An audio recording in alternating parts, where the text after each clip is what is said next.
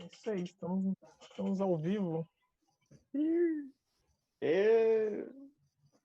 Valeu. Então vamos lá. Só um segundinho. Aberto aqui. Boa noite, pessoal. Eu me chamo Lucas.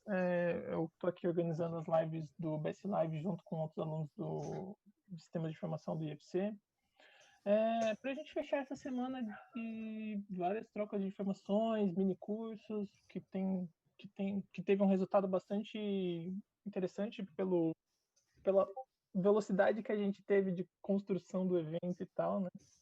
E a gente hoje quisemos trazer um bate-papo com o professor Rodrigo, que é graduado em Engenharia de Software pela UEPG, mestre em Ciência da Computação pela UFSCar. Atualmente é professor de Big Data e Inteligência Analítica na Uniserv e professor colaborador na UDESC. Pesquisador com artigos publicados em eventos internacionais e livros publicados na área de Big Data e Database. A gente tem dois convidados hoje aqui também, que é o Leonardo Croda, graduado em Sistema de Informação pelo Instituto Federal Catarinense e desenvolvedor na EQI Investimentos. Também temos aqui como convidado o Lucas Faria, graduando em Sistemas de Informação pelo Instituto Catarinense e trabalha com segurança de informação na Coblu. Bom, acho que a gente pode começar batendo esse papo com uma pergunta bem... só para a gente dar um overview inicial para quem está assistindo a gente, professor. Vamos lá. O que é Big Data? Para a gente dar uma explicação do que é essa palavra que hoje em dia é tão presente na nossa...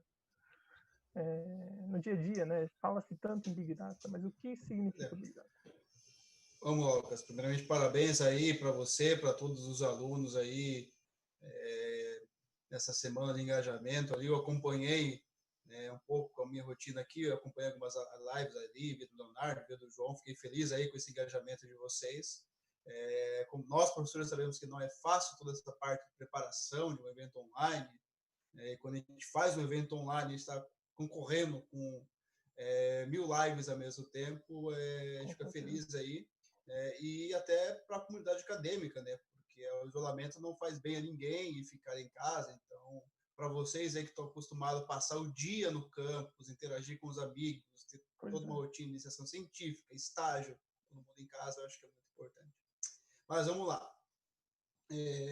Big Data tem N definições e cada dia surge uma nova, aí eu me apego muito à definição raiz. Primeiro, Big Data, a gente traduzia grandes dados. Então, eu tenho um grande volume de dados. A gente pega isso e começa a esmiuçar. Se alguém está assistindo aí e começa a digitar, o que é Big Data? Você já vai achar uma definição com 3 Vs. Volume, velocidade e variedade. Então, eu tenho um cenário de grandes dados, onde eu tenho, obviamente, o volume. Primeiro V. Variedade. A variedade. Melhorou aí, pessoal? Estão me ouvindo bem? Acho que está um pouquinho baixo aqui. Vamos ver se melhorou, rapaziada. Me falem. Aqui tá bom o volume. Bom volume? Para mim também tá tranquilo. Tá. Beleza. Bom, vamos continuar. E assim, quando nós falamos de variedade, a gente vive em um mundo onde a gente tem diversas fontes de dados. Então, há 15 anos atrás, nós falava assim em banco de dados, eu pensava no banco relacional, ponto. O banco que vocês estudam na faculdade, o banco que as empresas tradicionalmente utilizavam, e hoje não é mais assim. Hoje eu tenho a web que ela gera petabytes de dados diariamente, via as redes sociais, sites de notícias. Cada vez mais a internet das coisas gera um volume de dados gigantesco dos mais diversos formatos, daí vem a variedade. Então, eu tenho um sensor de medição de umidade, temperatura, foto, vídeo. Então, veja a variedade desses dados. E a velocidade? A velocidade tem a ver com banda larga? Não. A velocidade, em contexto de Big Data, é eu levar uma informação, consumindo esses dados em grande volume, em grande variedade, para determinada pessoa que toma uma decisão. Então, pegar cenário da Bolsa de Valores. Então, eu tenho que pegar toda uma variedade de um volume, uma variedade de dados para tomar uma decisão em cima de uma ação, e eu tenho uma velocidade. No caso da Bolsa de Valores, é até 5 horas, senão não vai ser rápido. Então, Big Data é isso, eu pegar um grande conjunto de dados, resumindo, e extrair conhecimento dele. Bom, aqui brevemente a gente separou a gente vai separar essa entrevista, né, esse talk em 5 temas, né? O primeiro é fake news, depois a gente vai falar sobre dados abertos, um pouquinho de segurança da informação, predição e Big Data em saúde, né? São 5 temas que trazem temas atuais, que estão aí evidentes no nosso dia a dia atualmente, né? Não tem como fugir. E eu posso abrir primeiro para quem quiser perguntar aí, Léo, Lucas, fiquem à vontade para perguntar para o professor em relação a esses temas. Só não esqueça de desmutar o microfone. Pode deixar, dessa vez eu não vou esquecer de desmutar, não.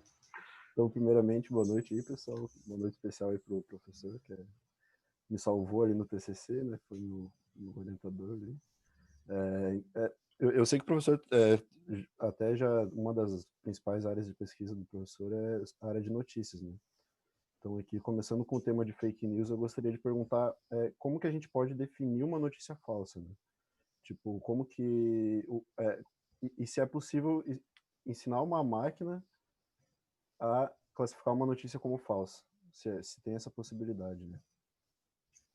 Na verdade, esse aí é um dos nossos grandes desafios, né? Mas, assim, partindo do princípio, eu acho que nós temos que, no primeiro momento, é saber, ainda mais na sociedade, no momento que nós estamos vivendo, né, onde todos querem ser especialistas, nós temos que saber o nosso lugar, né? Nós somos cientistas de dados, somos cientistas da computação, e não cabe a nós definir o que é uma notícia falsa. Quem vai saber é justamente um especialista em notícia. Uma área que está em ascensão no mundo inteiro é o fact-checking, ou seja, são jornalistas especialistas em verificar se uma notícia é verdadeira ou é falsa. Se perguntar para mim o que é uma fake news, para mim é uma mentira. Bom, a definição mais simples dela.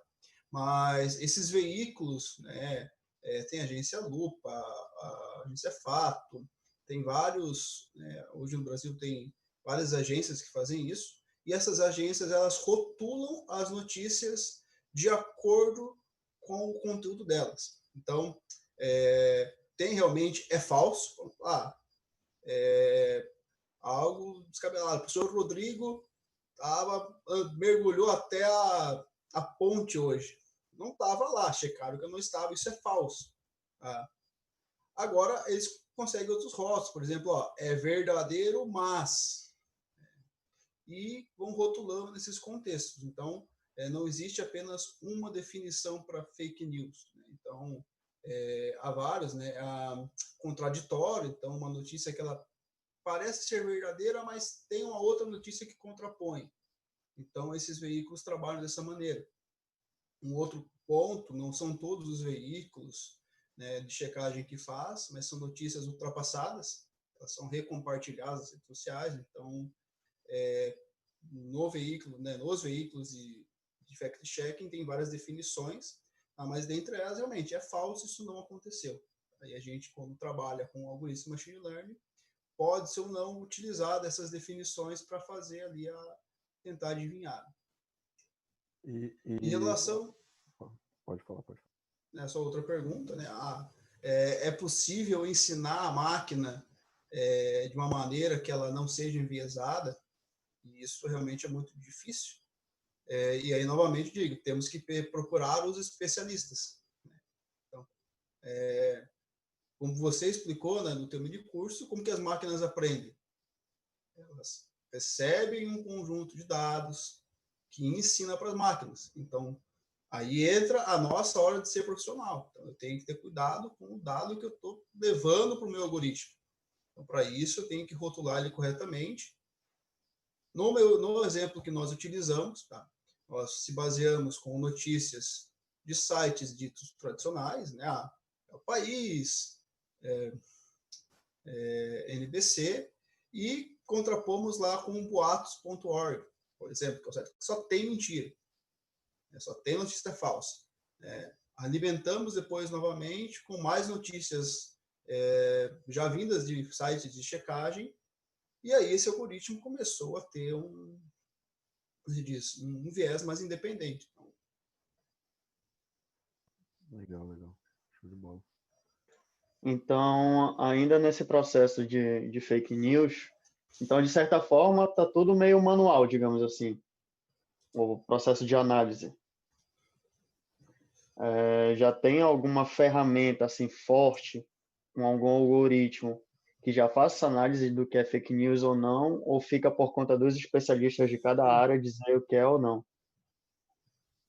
Sim, sim, já tem algumas ferramentas bem consolidadas, né? Se você entrar fakenews.heroku.app, já tem uma ferramenta que foi desenvolvida entre a parceria com a USP, com a UFSCar, ela já é bem mais, ela é consolidada, mas aí entra um ponto que eu discuto bastante com o pessoal, que nem o meu interesse em pesquisa não é criar uma ferramenta para as pessoas utilizarem. Porque nós percebemos com o decorrer do tempo que as pessoas não querem saber se é verdade ou não que elas compartilham. Elas querem acreditar na verdade delas. Né? Nós temos um outro interesse em pesquisa que é o quê? Eu consegui atingir uma maturidade de um algoritmo de checagem que eu consiga aí percorrer a web e verificar como é que está esse compartilhamento. Né? Mas, realmente, já existem várias ferramentas de verificação, tá? Até a nível de chatbot, tem um chatbot chamado Fátima, nacional, que ele tenta incentivar as pessoas a checarem as notícias dela, ele auxilia nesse processo, e tem vários projetos que vêm surgindo nesse contexto, que é justamente você auxiliar as pessoas a checarem. É uma linha que eu já desisti de querer partir, parto mais para uma questão de análise científica em cima desses dados, justamente por essa questão aí que essas ferramentas elas estão aí e nem sempre são utilizadas. Certo. Bom, acho que ainda nessa linha de fake news, professor, tu vê que o Big Data ele pode ser bastante influente na análise das notícias em si, né? Eu acho que é uma coisa que não tem como fugir, não tem como não relacionar essas duas áreas, né? E como você vê o impacto desse aumento da utilização do Big Data, de fake news, tudo em relação a isso, para se trabalhar como cientista de dados, né? O que se espera de um cientista de dados hoje? Na verdade, por mais que nem eu falei, há ferramentas maduras, há muita coisa, mas vocês podem enxergar como fake news só a cabecinha, é a ponta do iceberg. Ao mesmo tempo, nós estamos, ao meu ver, a gente está muito ultrapassado no combate à fake news, não só no mundo inteiro, a gente deixou, obviamente não é a nossa área, como sociedade, nós deixamos isso correr e agora está um barulho que a gente não tem controle, e como profissional de Big Data eu aviso, fake news é só a ponta do iceberg. Há muita coisa, porque até hoje a fake news é criada por humanos. Quando a gente fala de fake news e o problema que vem causado, a gente associa com o quê? Com bots. As pessoas perguntam, os bots são inteligentes? A sorte que ainda não. Bot é só o nome dessas ferramentas que compartilham fake news, mas a gente pode dizer que ele é burro porque ele não é inteligente. Ele ainda não interage com o usuário na web. Ele não parece uma pessoa normal. Não. Tanto que você vai ver ali, existe algumas ferramentas chamadas Bot Sentinel, né? Bot Sentinel, que analisam redes sociais. Um deles é justamente para detectar outros bots, que conseguem detectar facilmente isso. Por que eu falo dos bots? Porque nós ainda estamos no momento tranquilo. Com certeza vocês já viram ali deepfake. Já acompanharam. Então, já estamos começando. Sim, Então, veja, nós já estamos passando todo um constrangimento com as fake news. A partir de agora, nos próximos momentos do mundo, a gente vai começar a passar com as deepfakes. É só deepfake? Não. Também tem o áudio, deep áudio, onde já se tem tecnologia para se imitar a voz de uma pessoa. Então, e é claro, assim como existem essas tecnologias, quais são os novos desafios para o cientista de dados? Realmente combater essas tecnologias usadas para o mal. Então, porque o deepfake ele é utilizado uma rede neural, né, uma deep learning, para criar uma face em cima de outra. Como é que eu vou detectar e descobrir? Utilizando outra deep learning para comparar com o original. O áudio, né, o áudio sobreposto, o áudio imitado, também ele é utilizado deep learning. Como é que eu vou combater? Com técnicas de deep learning. Então, o futuro, né, cada vez mais precisa de mais processamento, mas da mesma maneira que as tecnologias deturtivas, travei, mas elas evoluem, Uhum. nós vamos ter que evoluir para combatê-las. Né? Sim. Bom, seguindo em frente, falando um pouquinho agora sobre dados abertos, né? Recentemente a gente teve a notícia que o governo federal modificou algumas informações do painel de Covid, né?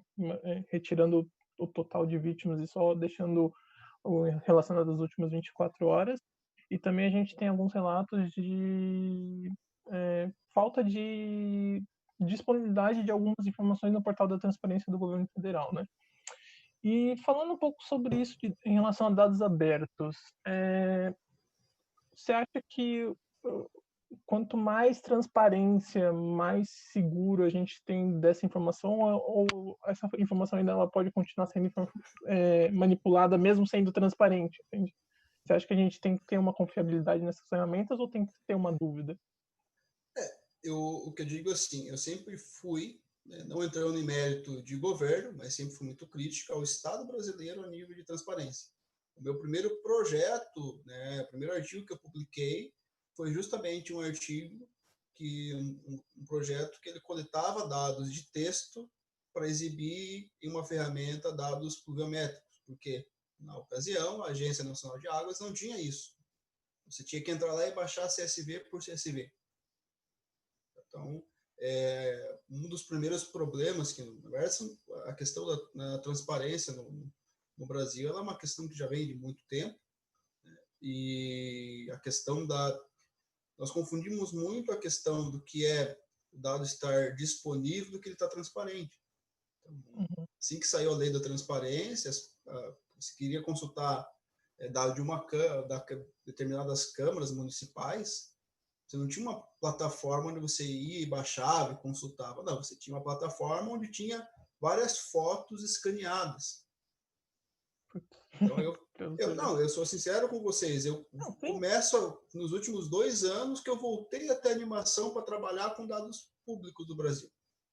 E também porque nesses anos começaram a surgir outros projetos aí que auxiliam. Porque havia uma época assim que você não tinha, você começava a fazer, você falava, vou gastar uma carga imensa de trabalho só para processar determinados dados, sem saber o resultado disso. Eu falo que teve uma câmara que eu tentei trabalhar e processar esses dados e tinha dado que estava em PDF, tinha dado que era XML, tinha dado que era imagem escaneada, eu falava, poxa, eu quero uma informação simples, eu tenho que ir lá. E aí você não pode criticar, dizer que não está transparente porque está lá, está disponível. Então a gente também precisa trabalhar melhor esse conceito de transparência.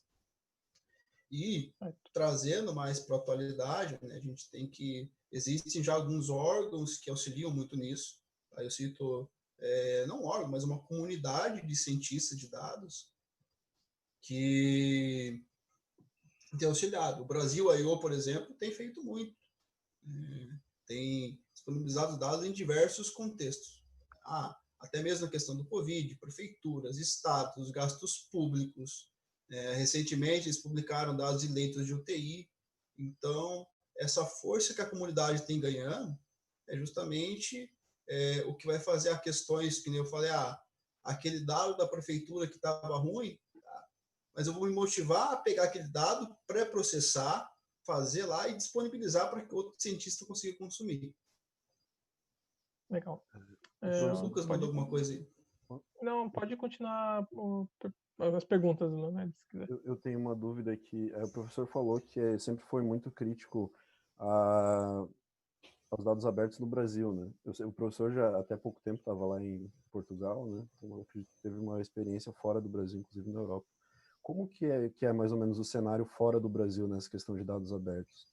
Lá fora os dados costumam ser mais abertos ou é mais ou menos a mesma coisa? Assim? Não, assim, eu não cheguei a trabalhar com dados abertos lá, tá? Mas por incrível que pareça, nós, apesar de nossos perrengues, nós ainda estamos num cenário legal. O Brasil é segundo o ranking da Open Knowledge, conhecimento aberto em inglês.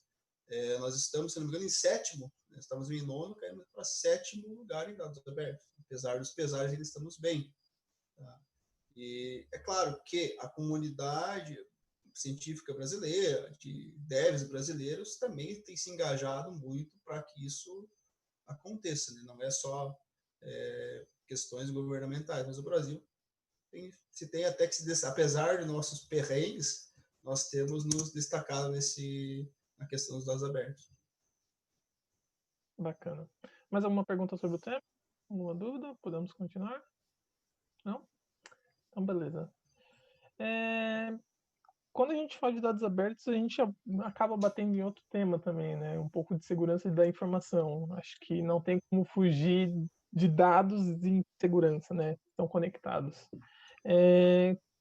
Quando a gente fala sobre uma segurança de um dado, você acha que em relação a Big Data, as tecnologias elas têm que evoluir ainda mais ou a gente está num nível que a gente consegue ter um controle não totalmente absoluto, mas um controle legal de quais informações estão sendo tão inseguras, no caso, quais informações têm um risco maior de... são sensíveis, né, no caso? Eu acho assim, há dois pontos de vista ali.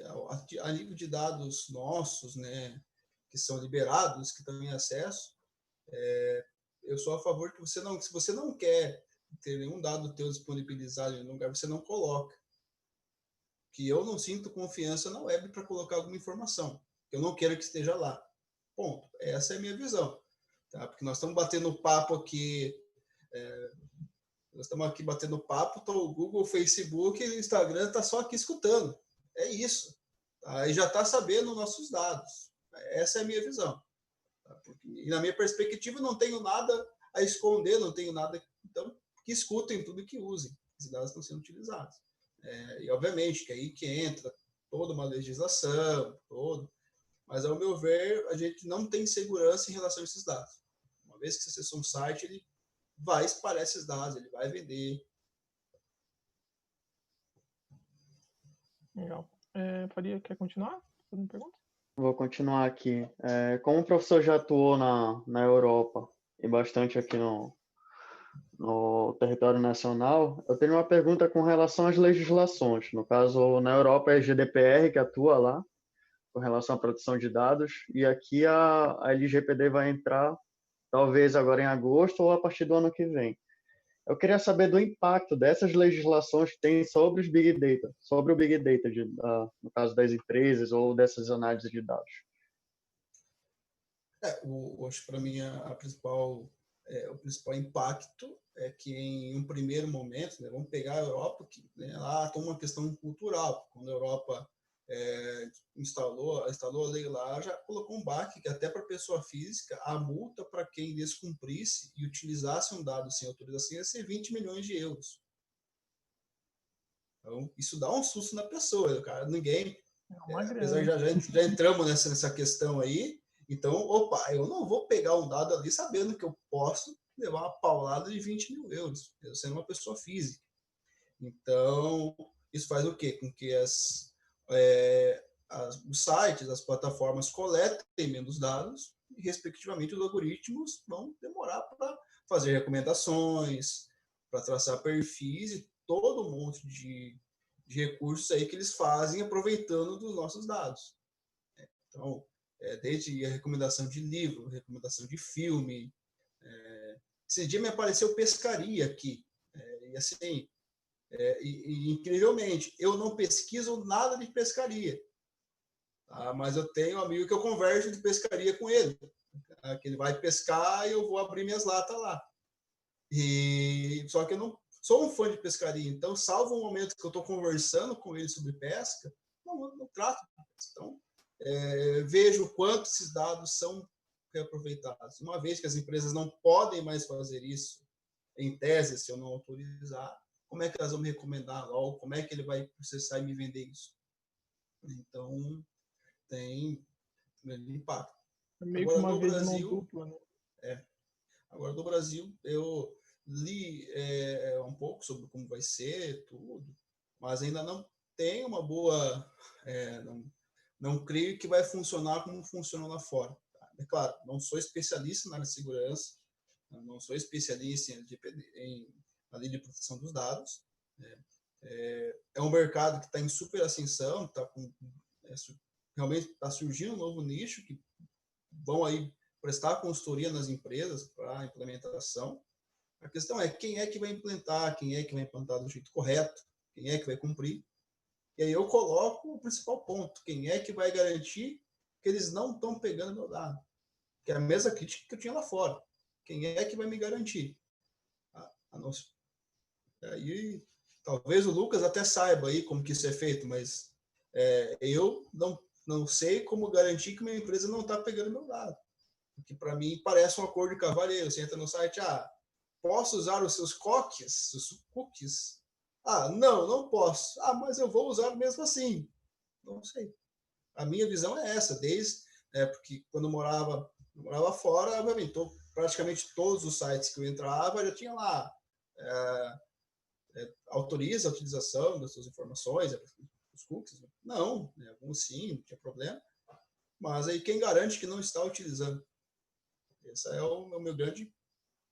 salvo os 20 milhões de euros que quem vai levar de multa, eu, como pessoa, simples, a gente sabe que tem recurso para a gente fazer tudo, mas como pessoa, uma pessoa normal consegue garantir que ela não está tendo dado levado. Então, é um ponto que eu tenho em conta essa questão aí da lei de proteção, se ela realmente protege ou não. Legal. Ok. Dando continuidade aqui, com relação ao crescimento do Big Data que teve nesses últimos anos, com o uso da internet cada vez maior no mundo todo, eu queria saber se você acha que se as ferramentas de cibersegurança, antivírus e etc., conseguem acompanhar o crescimento desse Big Data. Se elas conseguem suprir essa proteção. Quando a gente fala em proteção, salvo dos dados, quando a gente pensa em utilizar uma ferramenta, um antivírus, um antifirewall, geralmente a gente pensa em quê? Em segurança do dinheiro. Pegar, por exemplo, o dinheiro. E o Brasil é um dos países que mais investe em cibersegurança no mundo. Nós temos poucos bancos. Os bancos puxam essa frente aí de investir em segurança da informação. E é claro, eu vou falar da minha, um pouco puxado para o meu lado. Vocês vão reparar aí, que nem eu já tive uma certa vez, na minha conta Amazon, eu gasto muito pouco, gasto lá 200, 300 reais na Amazon, e de repente, do nada, 27 mil em servidores lá. Na hora, a Amazon mandou e-mail perguntando se era eu fazendo aquilo mesmo, e o Santander me mandou mensagem. Por quê? Será que era? Para eles interessa. Para ele, ou seja, as grandes empresas, as grandes organizações estão se resguardando, estão investindo muita grana e com certeza estão tendo segurança em relação a isso. Tá? Então, a área financeira, ela basicamente foi o que puxou o Big Data a ser o que é hoje. Desde antes a gente conhecer o termo Big Data, para pegar lá em mineração de dados, você traçar o perfil de compra de uma pessoa, traçar um perfil de um bom comprador e oferecer um cartão de crédito para ele. Saber se a pessoa, ou até mais além, saber se a pessoa ela vai ter um perfil de quem paga ou não juros. Estão utilizando, no caso dos juros, não, o mínimo do cartão e é fiel, alimenta o banco. Então, a área de Big Data e IA ela é muito forte nessa questão e, obviamente, esse mesmo reconhecimento de padrões auxilia na segurança. Mas aí que está. Auxilia na segurança de quem? Na minha, na de vocês? Não. Auxilia na segurança dos bancos. Tá? Por quê? Se numa brincadeira dessa, alguém entrou na minha conta Amazon e despachou 27 pau no Santander. Um dos dois ia ter que ser culpado, não era eu. Concordo? Então, alguém acabou pagando essa conta. E aí a gente volta um pouco no próximo do que a gente falou das fake news, que depende de algumas questões de pessoas. Uma questão de segurança que eu tenho visto com muita frequência, alguns sites têm um cadastro antigo, então não tenho dados nem atualizados neles, mas que tem sido constante eu receber e-mails, esses dias eu recebi da Catu, que eles tiveram uma grande invasão. Também recebi esse Aí e-mail. vocês se perguntam, por que os caras vão querer invadir site pequeno para pegar dados e informações? Tá? Para o cara ligar para a mãe de alguém, e fazer aquele golpe da OLX. OLX, né? Você vai, clona o WhatsApp e pede dinheiro emprestado. Então é um golpe que está alastrando o Brasil. Um monte de gente caiu. Então, você vai, pede dinheiro emprestado e a pessoa às vezes não sabe que você confia, vai e deposita na conta. Sim, com certeza. E nesse caso, você acha que a OLX está preocupada? Não está. A Web Motors também não está. Não é culpa deles. Então, eu tenho visto, né, só nessa questão de segurança. Então, organizações grandes investem em Big Data para garantir a sua segurança de informação, né, junto com outras ferramentas de próprio cybersecurity, que não é do meu segmento. Mas, no entanto, empresas menores estão mais vulneráveis e, no final das contas, quem acaba sendo atingido é a pessoa física. Certo. Mais alguma pergunta sobre esse tema? Os convidados? Não, vamos ao próximo. Então vamos continuar.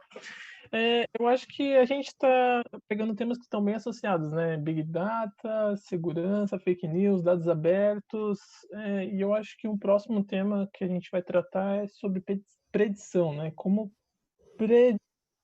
prever alguma situação, né? Como você analisar uma situação e tirar um resultado futuro disso, né? Se proteger, sei lá, contra até uma pandemia, porque a gente teve caso que um algoritmo preveu que ia ter uma pandemia, prever talvez uma catástrofe, talvez prever um ataque hacker, né? Então, em relação à predição, você acha que conforme a gente tem um maior número de dados, você acha que a gente consegue como é que a gente consegue fazer essa assertividade, né? Como é que a gente consegue trazer? A gente pega uns dados, analisa eles. Como é que a gente garante que aqueles dados vão ter uma assertividade grande, né? A área da predição, né, que é uma subciência, vou falar um pouco mais técnico, né? Dentro do machine learning tem uma chamada regressão. Você olha para trás e tenta literalmente prever o futuro. Então, ela é uma área, ela é relativamente complexa porque envolve muitas vezes diversas variáveis. Se a gente for pegar algo simples, né, vamos tentar fugir um pouco da questão complexa aí, nós já chegamos nela. Nós vamos supor ali o clima. Né? A maneira mais simples de pensar numa regressão climática, ou até mesmo numa questão de chuva, né? É você usar o próprio dado histórico dela. Então, como que eu consigo prever se vai ou não chover amanhã, ou qual vai ser que na verdade é o grande desafio da predição, é quanto vai chover, que a gente tem lá a precipitação pluviométrica em metros cúbicos, né? Quanto vai ser? Para isso eu tenho que olhar para trás. E aí vem o primeiro desafio. Quanto para trás eu vou olhar? Eu vou usar as últimas 24 horas, os últimos 24 dias, aí entra o primeiro termo técnico, a gente realmente utiliza esse termo. Para eu fazer uma predição, eu tenho que descobrir qual vai ser a minha melhor janela temporal, ou seja, qual vai ser qual é o melhor período para olhar para trás para conseguir enxergar o futuro. Obviamente, tendo um grande conjunto de dados históricos. E eu posso fazer isso só com o dado que eu tenho, só com a quantidade de chuva. Ponto. O dia, quantidade de dias e chuva. Agora, os últimos 1000 dias para trás e a cada 30 dias faço um teste e consigo adivinhar o 31º dia. Daí, olhando assim, parece algo simples. Né? Mas será que é só a chuva que influencia na chuva? Ou a temperatura também influencia na chuva? Pode acontecer. Legal. Tá? E, claro, estamos falando aí especificamente quando a gente utiliza machine learning. Sim. Então, outros cenários também, né? Como que eu vou prever o preço de uma ação na bolsa? Posso usar só a ação? Posso. Tentar adivinhar. Posso usar dessa ação mais 10? Posso. Posso usar de todas as ações? Também posso. Posso usar a ação e o clima? Posso. E aí, obviamente, eu vou ficando cada vez mais com um conjunto de dados maior. E aí eu preciso de processamento. Para ter processamento, eu preciso de dinheiro. E aí... Tudo envolve dinheiro, né? Faça a pergunta que eu sei que você quer fazer. Pode fazer. Deixa eu montar Quem quer aqui. fazer? Com relação a essa questão da predição, existe um software, né, da IBM chamado Watson. E eu queria saber como funciona essa relação do Watson com os dados que ele usa para tentar fazer essa previsão. Assim, o Watson, ele tem já algumas ferramentas.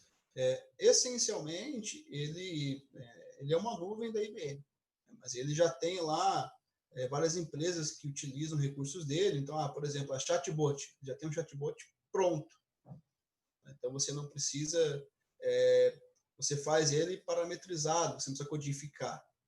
Reconhecimento facial, ele já tem o reconhecimento facial pronto. Você não precisa se desgastar codificando. A questão da predição também, ele já tem alguns algoritmos, algumas ferramentas manuais, realmente, que é de report, seleciona, joga e ele tenta prever para você. E basicamente é isso, ele é uma interface visual dentro lá da cloud da IBM, que tem esses recursos, mas principalmente ele é uma nuvem como qualquer outra. E eu tenho algumas críticas a ele, porque ele, ao meu ver, você vê ele fazendo muita coisa, mas quando você vai utilizar, é muito... A interface dele, quando você compara com os concorrentes, pega lá o Azure, Microsoft, o AWS da Amazon, você se perde. Então, eu gosto muito quando o principal recurso que eu já usei lá do Watson é o chatbot. Você cria chatbots ali, em meia hora você já tem ele funcionando, integra com plataforma, mas ele tem essa dificuldade ali para realmente de interface, tem muita coisa visual ali e eu mesmo já me perdi várias vezes. Mas na questão da predição do Watson, é isso, né? Ele tem essa ferramenta de machine learning nele, assim como a Azure também tem, e te permite lá fazer todo esse processo sem ter que codificar, né? Faz mais de uma maneira mais visual. Então, isso auxilia bastante. E em contrapartida, assim, eu me sinto às vezes meio inseguro, que eu não sei como é que ele está trabalhando lá dentro. Professor, hoje em dia, a gente sabe que a área de machine learning, inteligência artificial, onde entra a predição também, né, é uma área bem complicada e que envolve diversos conceitos matemáticos bem complexos, assim. Só que a gente sabe que hoje em dia também tem várias ferramentas que abstraem bastante isso. Na tua opinião, qual a curva assim, de entrada no mercado de machine learning? Tipo, para o cara ser um analista de machine learning, um cientista de dados, alguma coisa assim. Precisa fazer ter uma formação formal, dá para aprender sozinho, dá para fazer os dois? Como que tu vê o mercado? Eu acho que assim, a primeira coisa é ter uma base matemática. Assim, há várias trilhas que a pessoa pode seguir, mas a primeira ele tem que ter uma fundamentação matemática, pelo menos que tenha uma noção ali do que é um vetor, do que é uma matriz, uma multiplicação de um vetor, que isso vai ser necessário no decorrer do caminho, que saiba um pouco de função. Eu sei que vocês se assustam, né? Mas se você quiser evoluir, e é claro que isso às vezes pode acontecer em paralelo. Eu, por exemplo, por mais que eu tivesse já conhecimento prévio de diferenciais, integrais, quando eu comecei a estudar machine learning, eu tinha esquecido, eu tive que voltar a estudar. Então, claro que isso pode acontecer em paralelo, mas o basicão ali, pelo menos uma base de vetores e matrizes. A linguagem Python, eu acho que é a mais amigável para você começar, não é a única. Então, Python é o queridinho, porque ele é fácil, ele é simples. Se eu abrir o terminal aqui, vocês começarem a acompanhar aí, vocês vão ver que é super fácil. Já teve curso de Python essa semana aí, então acho que é muito tranquilo, porque já tem as bibliotecas. Então, um dos motivos do Python ser o queridinho é porque ele tem biblioteca para tudo. A gente falou sobre vários temas hoje aqui, né? Pessoal, estão me ouvindo? Sim, sim. Aqui tá Sim, normal. travou aqui. Estamos ouvindo. Então, vamos pegar tudo que nós falamos hoje aqui. Então, nós falamos lá sobre segurança, sobre dados abertos, sobre Big Data, sobre Machine Learning. O Python tem biblioteca para tudo isso. Então, acho que um dos motivos dele ser o que ele tinha é isso. Ele é uma linguagem simples que tem a parte mais complexa já está encapsulada em bibliotecas. Então, quero começar a trabalhar com Big Data, com Machine Learning, começa com Python. Acho que é o primeiro passo ali que você pode dar. Porque por mais que no futuro você vá seguir ali por uma área de DevOps, trabalhar lá com Big Data, com Hadoop na nuvem, né, trabalhar com ferramentas mais baixo nível, você já vai ter noção para suportar lá o teu engenheiro de dados, para suportar lá o teu cientista de dados.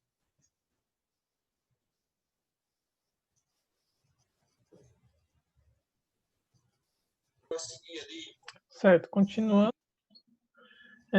Acho que a gente já pode ir partindo para um encaminhamento mais final, né? Era um bate-papo meio que falando um pouquinho sobre. E depois de ter passado por todo esse processo de conversa, né, a gente poderia falar um pouquinho mais do momento atual que a gente está passando com essa pandemia, né? De como o Big Data auxilia em relação ao combate ao coronavírus, né? A gente tem visto aí várias que tem o painel do governo federal, tem o painel dos estados, tem painel de cidades, algumas cidades fornecem esse painel, né? Então, a gente tem visto que o Big Data tem sido um grande aliado, né? E como é que você vê em relação à saúde e outras aplicações que o Big Data pode estar presente, né? Sim, fazer já primeiro uma ponte aqui, a gente falou agora há pouco de predição, e a gente falou ali de um exemplo simples e tudo mais, e uma das coisas que alguns me perguntaram, alguns projetos me convidaram para fazer parte, pela minha agenda, minha grade, não tem como, se for para ajudar a fazer, não conseguir, eu prefiro não auxiliar. E um dos desafios é justamente a predição. Né? E algumas regiões menores, né, deixar isso claro, por exemplo, algumas cidades da Índia, lá em Wuhan, né, que foi o primeiro epicentro lá, já se tem modelos que se prevêem, obviamente, para aqueles cenários. Né? Mas vale lembrar que uma pandemia é um cenário de um sistema complexo, não é exatamente um cenário de Big Data. Então, o Leonardo já sobreviveu, o Lucas acho que está sobrevivendo, o outro Lucas vai sobreviver, é uma disciplina chamada pesquisa operacional. Tá? Então, pesquisa operacional é justamente uma pontinha, obviamente, sistemas complexos envolve ali muita coisa, mas para quem já passou ou está passando ali por esse estudo, tentem fazer essa reflexão durante o semestre ali, ou quem não está, converse com os colegas ali, porque os sistemas não é a minha área de atuação, mas no momento, né, as previsões que são feitas em cima da pandemia, né, quando em um primeiro momento eu falo, vai morrer 1 milhão de pessoas vai ser no Brasil. Então, no primeiro momento foi feito um cálculo em cima disso, né, com o número de infectados, número de pessoas. Obviamente se utiliza também dados tanto de empresa de telefonia quanto do próprio Google para pegar a mobilidade das pessoas e se estima isso.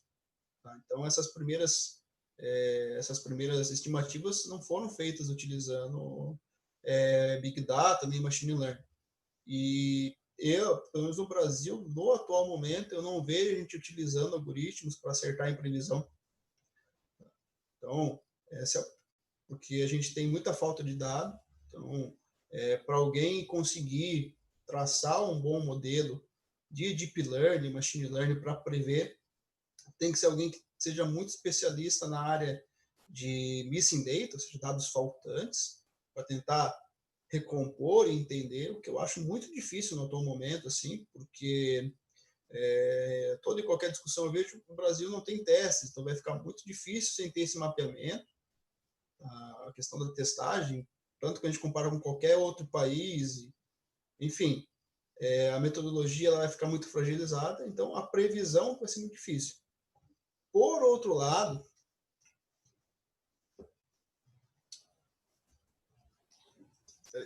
alô? Normal. Tô te ouvindo normal, Foi. professor. Vamos lá. Por outro lado, quando a gente vai para uma outra área do Big Data, que é o Analytics, né, realmente, que é o que o Lucas falou, de ter dashboards ali, além da questão dos desafios que a gente está vendo como pessoas normais ali, que dá aquele negócio, nossa, mas o dado não está batendo, realmente, às vezes é isso, porque você vai, às vezes conflita-se lá o dado da secretaria com o dado do registro, e agora o que vai se fazer? Tem que se criar uma metodologia, obviamente, mas é muito importante essa questão de centralizar esses dados, que eles provêm recursos para outras áreas, né? Como, por exemplo, a questão de desenvolver ali um dashboard, que nem sempre vai utilizar um machine learning, mas para descobrir quais regiões do Brasil estão sendo mais afetadas, mais fragilizadas, com tendência a precisar de UTI. E aí se destinar recursos para aquela região. A gente fica muito nessa questão, né, de volume e quantidade de pessoas, mas tem toda uma questão por trás que o Big Data tem suportado, né? Como, por exemplo, a questão lá de insumos para regiões que estão São Paulo, Pará. Então, São Paulo, eu sei que tem utilizado muito isso para a questão de nivelar os leitos. Então, é uma previsão que no interior baixe o número de pessoas, então faz o remanejamento diante da capital para o interior. Vice-versa também pode vir a ser feito no futuro. Então, é realmente utilizar o Big Data para suportar decisões, que é como se fosse uma empresa, né? Hoje a gente usa muito o termo, né, durante aula, durante artigo, que é o suporte à decisão, mas é a gente pegar os dados gerados para suportar decisões que nem sempre tem a ver com realmente o número de infectados, o número de mortos, mas sim para evitar que novos aconteçam utilizando os recursos. Legal, bacana. Alguém tem uma pergunta em relação a esse assunto? Lucas, Leonardo? Eu tenho uma aqui. Se você tem alguma previsão, professor, sobre o impacto desse novo normal que a gente vai ter a partir de agora, que está tendo, né, sobre os dados. No caso, essa mudança de comportamento da população mundial, no caso, aumento de trabalho home office, uma sobrecarga no caso, de servidores mundiais, o maior tráfego de dados, qual é o impacto disso em cima do Big Data? Eu acho que assim, a nível de Big Data não vai se mudar muito. Quem tem sofrido muito é a área da infraestrutura, né? Tem o Gerson aí, que é colega de vocês do UFC, que agora já está mais tranquilo, mas no primeiro mês ali que eu conversei com ele, foi em março, né? Ali a semana ali do dia 20, coitado, o Gerson estava desesperado, porque tem uma empresa aqui em Camboriú, então você imagina, você tem lá... Perdeu até o cabelo. Perdeu até o cabelo já. Então você imagina. Então você imagina, nós já não temos a melhor banda larga do mundo.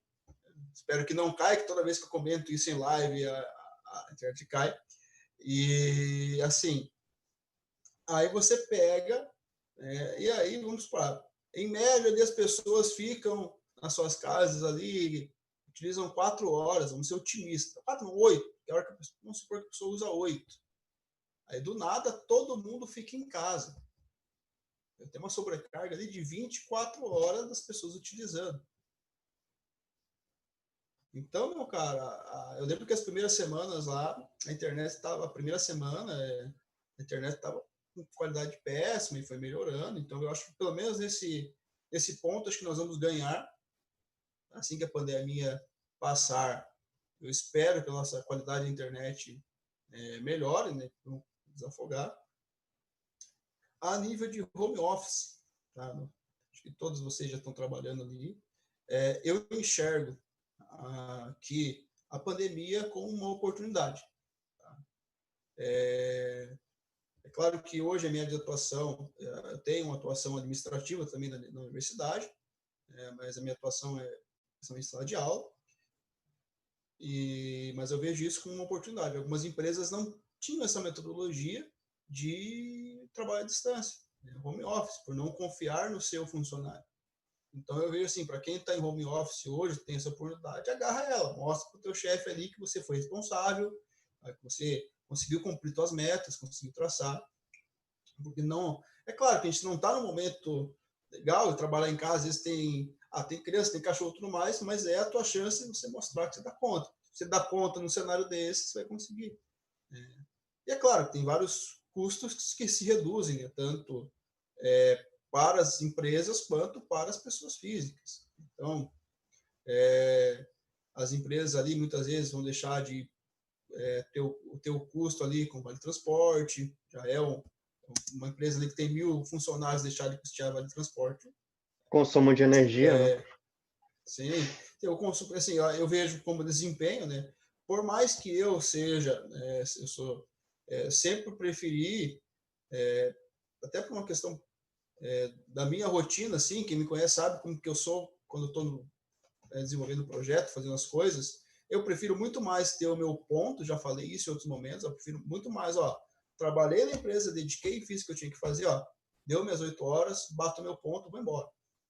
Eu realmente fiz o que eu tinha que fazer. Em casa, isso fica muito mais difícil. Você começa a traçar metas para você bater. É claro que todo mundo, né, a gente discute, né, quando tem subordinado, fala, vai ter que cumprir, cumpra as tuas 8 horas, não trabalha nem a mais, nem a menos. Mas o cara que é compromissado, ele acaba trabalhando sempre a mais. Mas, por outro lado, a nível de produtividade, quando você olha, poxa, para quem pega o ônibus, às vezes a pessoa que vai entrar no trabalho às 8, tem que acordar às 6 para pegar o ônibus às 6h30. Então, sendo que ele vai poder acordar aí agora às 20 para as 8, pode ser que ele tenha um desempenho muito melhor. Então, mas o principal é isso. Tá? Isso aí são benefícios, mas o que eu enxergo, né, do home office hoje, para quem não trabalhava home office, é isso. É a oportunidade para falar para a tua empresa, para o teu chefe, que você foi responsável, que você vai cumprir. Legal. Mais alguma pergunta em relação à saúde? Farias, Leonardo? Só mais uma aqui, só para matar de vez, que até vai me ajudar nos projetos meus aí. Hoje em dia no Brasil, sem contar com, não necessariamente sobre o Covid, né? Mas sobre a saúde, assim, dados abertos, tem algum lugar que centralize isso? Eles classificam por assunto, não tem nada? Como que funciona, assim, onde eu posso buscar dados, né? Olha, eu tenho dados.gov.br, tá? Que centraliza-se, então lá já tem bastante dados, mas assim como a pandemia a gente está enxergando algumas fragilidades na centralização de dados, o dado.gov também porque o Brasil é um país muito grande. Quando a gente está falando aqui uma região que nem a nossa, Camboriú, usa toda uma estratégia, tudo conectado, mas uma das fragilidades que a gente vê do SUS, chama-se Sistema Único de Saúde, mas não é um sistema de informação único da saúde. Isso é importante a gente ressaltar. Tá? Então, ao mesmo tempo que tem a prefeitura que nem a nossa, que com certeza tem um sisteminha aqui bonitinho lá, o prefeito tem no tablet lá as informações dele, tem prefeito lá no interior do Nordeste que está anotando em papel isso. Então, a gente tem que ter isso em mente. Tá? Mas, além disso, agora você imagina pegar tudo isso e centralizar. Então, oficialmente, né, a página que centraliza os dados do governo, dados públicos, né, além da própria transparência, lá é o dados.gov.br. Tem um projeto paralelo que é o Brasil.io. Então, a IO é realmente o domínio, Brasil normal, e ali tem vários dados que cada vez mais eu estou gostando de acompanhar eles, queria ter tempo para contribuir também com os projetos, mas, inclusive, quando a gente teve, vamos chamar de pane dos dados nessa última semana, foi feita uma força-tarefa lá, 40 pessoas, 40 cientistas de dados do Brasil inteiro, se envolveram para criar dentro do Brasil.io a centralização dos estados. Não tem nada a ver com aquela questão da imprensa que fez. Não, uma comunidade de cientistas de dados dentro do Brasil.io que se uniu e disponibilizou. Então, eu tenho gostado muito do trabalho deles. Não é só dados sobre a saúde, são dados transparência do Brasil. É uma comunidade que é voltada para isso, né, para trazer mais transparência aos dados e tornar esses dados mais acessíveis para pesquisas, cara. obviamente com ênfase em ciência de dados, mas para quem quiser consultar. E eu tenho gostado bastante do que eu tenho visto lá. Então, já fica o convite aí também para o pessoal acessar, tentar contribuir também, porque a comunidade de dev é feito disso, né? Então, não só a nível de linguagem de programação, que a gente contribui e tudo mais, mas também é uma chance que a gente tem ali para evoluir como país nesse contexto dos dados. Legal, já Legal. assisti, que baita massa site. Bom, para finalizar, eu vou fazer algumas perguntas que mandaram aqui no chat pra gente, né? O Daniel Fernando Ana, o professor, ele perguntou assim: quais os novos desafios da Big Data no Brasil hoje, além da Covid? O que você acha que... Quais são os desafios aí, além da... Olha, eu acho que o que falta é não achar desafio aqui, né? Porque quando a gente fala dessa questão dos dados, eu acho que os dados, quando a gente associa dados abertos e Big Data, poxa, o que nós não poderíamos fazer? Então, se a gente pensasse um minuto que o país fosse uma empresa, que de certo modo se eu conseguisse ter na minha mão um dashboard de tudo o que está acontecendo, resolver todos os problemas de missing data. Então, mas eu acho que o principal desafio realmente, né, quando a gente olha, né, saber qual que é o parlamentar que mais gastou, sem ter que ficar esmiuçando lá. A gente conseguiria isso, né, porque a gente deveria ter esses dados. Qual é o prefeito que mais está recebendo recursos e menos gastando? Pensa, né, quem já assistiu a aula minha ali de Dr. House, de BI, empresa geralmente é isso, né? Aliás, vocês fizeram consulta SQL na minha disciplina que fazia isso. Qual foi o cliente que mais vendeu?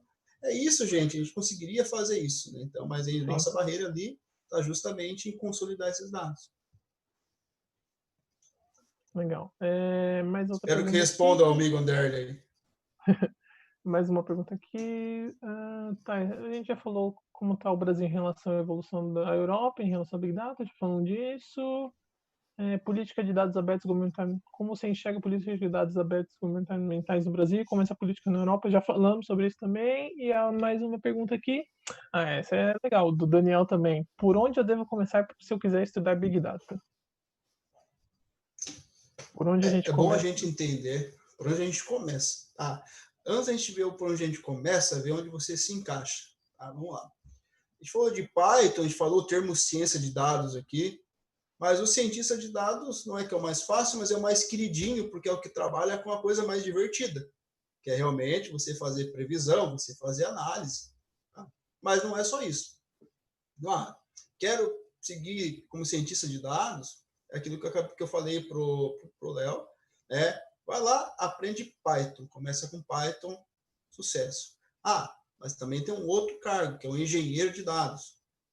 O engenheiro de dados é muito próximo do antigo DBA, que é o cara que é responsável por armazenar aqueles dados com qualidade e trabalhar com a modelagem. Mas esse cara também tem outras responsas. Ele vai ter que trabalhar com cloud, tecnologias novas. Quero trabalhar com isso?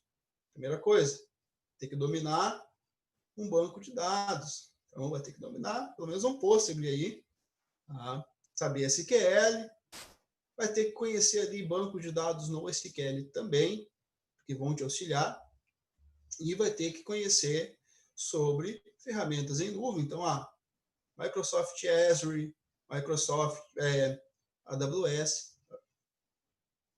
E a última carreira ali, que é o DevOps.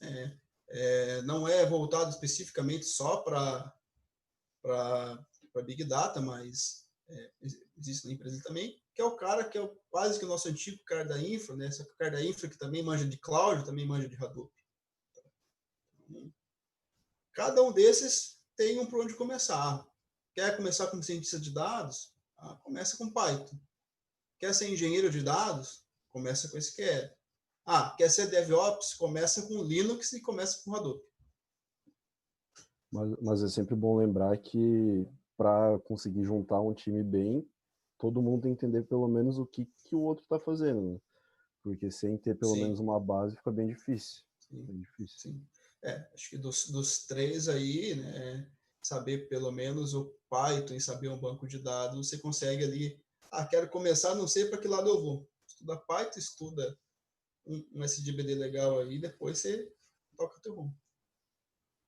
Legal. Bom, acho que foi um bate-papo legal.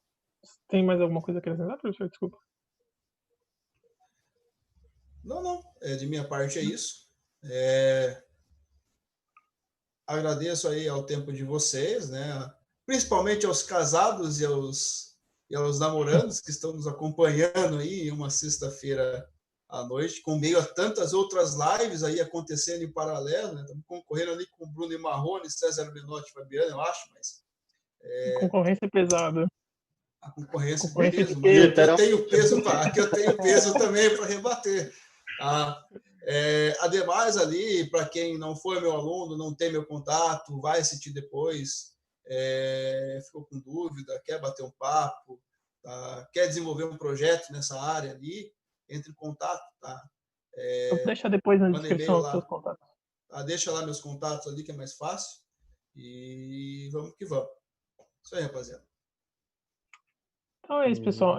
Agradeço ao Lucas e ao Leonardo por estarem aí conosco nessa aventura. O Leonardo deu um mini curso também, o Lucas aqui com a gente nesse talk. Eu espero que isso aconteça mais vezes, outras conversas sobre outros assuntos com mais pessoas, que isso se torne uma rotina, né?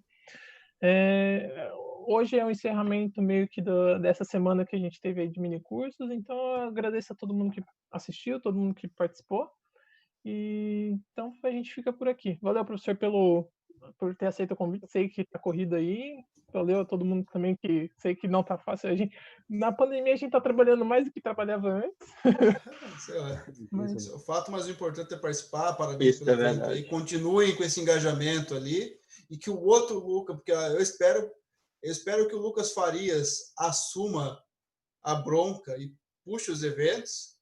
Porque se ele não começar a fazer, eu sinto que o Lucas Braga vai reprovar em TCC esse ano. Estou sentindo isso. Ele não quer soltar o Lúcio. Está nas mãos do Lucas. Vai passar o bastão de um Lucas para o outro. Então eu garanto que vai dar tudo certo. Eu já terminei, já me formei, mas tô aqui sempre também, né? Dá sempre para voltar aí. Né? Não, a Atlética Atlética também. É isso aí. A gente não. Mas, olha, isso aí, não estou mais no UFC, mas precisando, estamos aí, tá? Vale para todo mundo que está acompanhando aí. Legal. Então é isso, pessoal. Muito obrigado por terem acompanhado a live. A gente vai encerrando aqui. Uma boa noite. Fiquem em casa, né? Programem com a gente. Cuidem e até mais. Boa noite. Boa noite, galera.